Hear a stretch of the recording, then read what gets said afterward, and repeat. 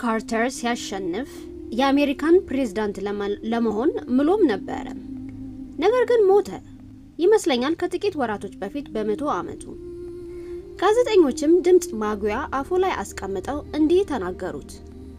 ክቡር ሆይ አሁን ፕሬዝዳንት ስለሆንክ በጣም ኃያሉ ፕሬዝዳንት በዓለም ላይ የውር ትምህርት ቤት አስተማሪ አሁንም መሆንህን ትቀጥላለህ ወይ? ከዛ እንዲህ ተናገረ።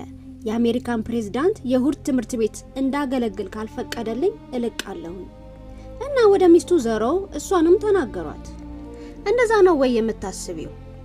እርሱም እንዲህ ብሎ ተናገራቸው። በዛኑ ቀን እንደውም እለቃለሁ። እናም እርሱ ያገለግላል እንደ የይሁድ ትምህርት ቤት አስተማሪና እንደ አሜሪካን ፕሬዝዳንት ነው። ታውቃላችሁ ቤተክርስቲያኖች ችግር አለብን። ሙስሊሞች በስልታዊ ቦታ ሲሾሙ የበለጠ ሙስሊሞች ይሆናሉ። ክርስቲያኖች ትልቅ ቦታ ላይ ሲሾሙ ግን አገልግሎታቸውን ይቀንሳሉ። እንደዛም ነው የፖለቲካ ስብሰባ በእሁድ ቀን የሚያደርጉት፣ ሆነ ተብሎ የሚያደርጉት ወደ ቤተክርስቲያን ሰዎች እንዳይሄዱ ዘንድ ነው። እየነገርኳችሁ ነው አሁን ምን እየታየኝ እንደሆነ። እኔ ዝነኝ። ነገር ግን አሁን በአቡጃ ወደ ቤተክርስቲያን አይመጡ ሙስሊም ከሆኑ ይህ መንገዱ ትክክል አይደለም። የራሳቸውን ነገር የሚሰሩት እንኳን ሲሰጣቸው ነው ስልጣንን እንደ ሙስሊም የበለጠ ሙስሊሞችም ይሆናሉ ፀሐዩ የት እንዳለ ባያውቁም እንኳን።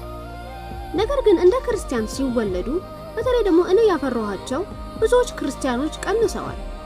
ጂሚ ካርተር ማገልገሉን ቀጥሏል እንደ የይሁድ ትምህርት ቤት አስተማሪ እና እንደ ፕሬዝዳንት። በጣምም ኃያል ፕሬዝዳንት ነበረ ከሁሉም ዓለማት በላይ። እናም ከዛ በኋላ ብዙዎች ሰዎች የእርሱን የይሁድ ትምህርት ቤት ይቀላቀሉ ነበር። ትልቁ ሰውዬ ማን ይሁን ማን ገረስ የሚባሉ የዘይት ባለጋሪዎች አንዳንድ ሰዎች ነበሩ የፕሬዝዳንቱ ክፍል መሆን የሚፈልጉ። ከሁሉም የተባበራት ሀገራትም ይመጡ ነበር። የግል ጀቶች ባለቤቶችም እያበረሩ ይመጡ ነበር። ራሳቸው እያበረሩ ወደ እርሱ ቤተክርስቲያን የይሁድ ትምህርት ቤት ይሄዱ ነበር። የፕሬዝዳንቱ የይሁድ ትምህርት ቤት ክፍል መሆንን ይፈልጉ ነበር። ሰዎችን ወደ እግዚአብሔር ለመሳብ ቦታህን ለአገልግሎት መጠቀም አለብህ። ያ ተጨማሪ ነገር መሆን አለበት። ምክንያቱም ከመጀመሪያው ታላቁ እግዚአብሔር የሚያየው እየሾማችሁ እየሆነ ነው። ለአገልግሎትም ይባርካቸዋል። እግዚአብሔር የጂሚ ካርተር ህይወት ታድጓል እና አገልግሏል። በተሽከርካሪ ወንበር ቢሆንም እንኳን በ98 ዓመቱ መራመድ ከዚህ በኋላ ባይችልም እንኳን ያሽከረክሩት ነበር ወደ እሁድ ትምህርት ቤት ክፍል። እንዲህም ተናገረ። የእሁድ ትምህርት ቤት በአስተማሪነት እኖራለሁ፣ እንደ እሁድ ትምህርት ቤትም እንደ አስተማሪነትም እሞታለሁ ብሏል።